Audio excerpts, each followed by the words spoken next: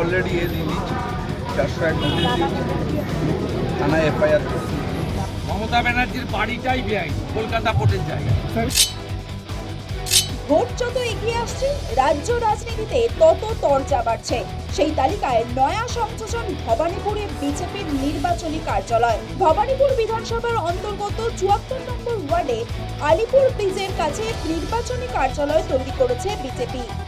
তৃণমূলের অভিযোগ, যে জমিতে বিজেপি কার্যালয় হয়েছে সেটি সেচ দপ্তরের।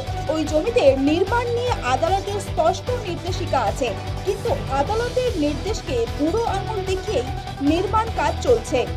এমন অভিযোগকে হাতিয়ার করে ইতিমধ্যে নির্বাচন কমিশনের দৃষ্টি আকর্ষণ করেছে তৃণমূল। চিঠি দিয়েছেন তৃণমূলের রাজ্য সভাপতি সুব্রত বক্সী।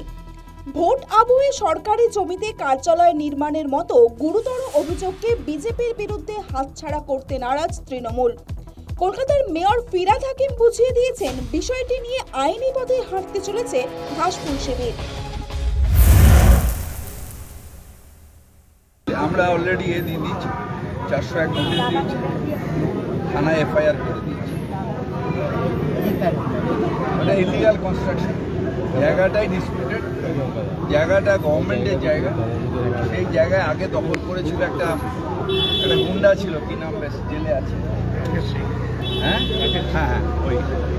তারপর ওই জায়গাটা এখন আবার বিজেপি মাছ টাছ দিয়ে দখল করার চেষ্টা করছে।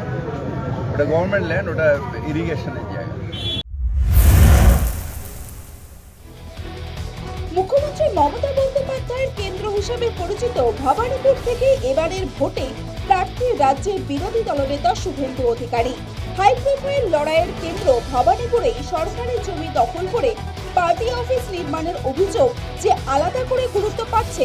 এই অবস্থায় জমি দখল ইস্যুতে তৃণমূলকে পাল্টা আক্রমণের রাস্তায় হেঁটেছে বিজেপি।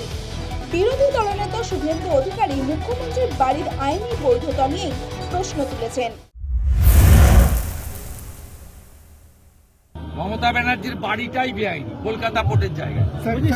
ওকে আগে বলবেন ওর বাড়ির দলিলটা দেখাতে, তারপরে আমি কাগজ দেখাবো।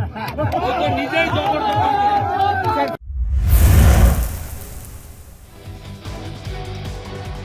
নির্বাচনী কার্যালয় নিয়ে দিনভর তরজার পরিস্থিতির মধ্যেই রবিবার বিকেলে ভবানীপুরে প্রচারে যান বিরোধী দলনেতা।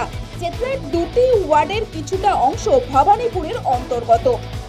রবিবার বিকেলে চেতলাতেই প্রচার সারছিলেন শুভেন্দু। সেই সময় ভবানীপুরে বিজেপির হেভিওয়েট প্রার্থীকে উদ্দেশ্য করে জয় বাংলা স্লোগান ওঠে।